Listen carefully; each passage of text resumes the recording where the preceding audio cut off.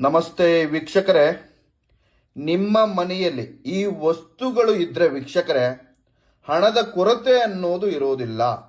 ಸಾಕ್ಷಾತ್ ಲಕ್ಷ್ಮಿನೇ ನಿಮ್ಮ ಮನೆಯಲ್ಲಿ ಕುಂತಿರ್ತವೆ ವೀಕ್ಷಕರೇ.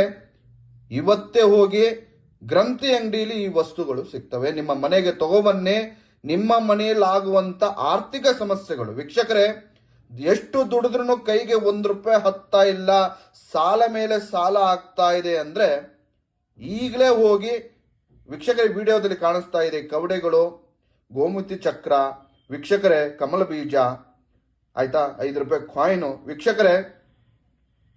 ಈಗ ಸಂಪೂರ್ಣವಾಗಿ ನಿಮ್ಮ ಮನೆಯಲ್ಲಿ ಈ ವಸ್ತುಗಳನ್ನ ನಿಮ್ಮ ದೇವರ ಮನೆಯಲ್ಲಿ ಇಡಿ. ಅದರಲ್ಲಿ ನೀವು ದುಡಿದಂತ ಒಂದು ₹2 ಅಥವಾ ಕಾಯಿನ್ಗಳಿದ್ರೆ ಆ ವಸ್ತುಗಳ ಜೊತೆಗೆ ಇಡಿ. ಸಂಪೂರ್ಣವಾಗಿ ನಿಮ್ಮ ದಾರಿದ್ರ್ಯ ಅನ್ನೋದು ಹೋಗುತ್ತೆ. ಮಾಡಿ. ನಮಸ್ಕಾರ.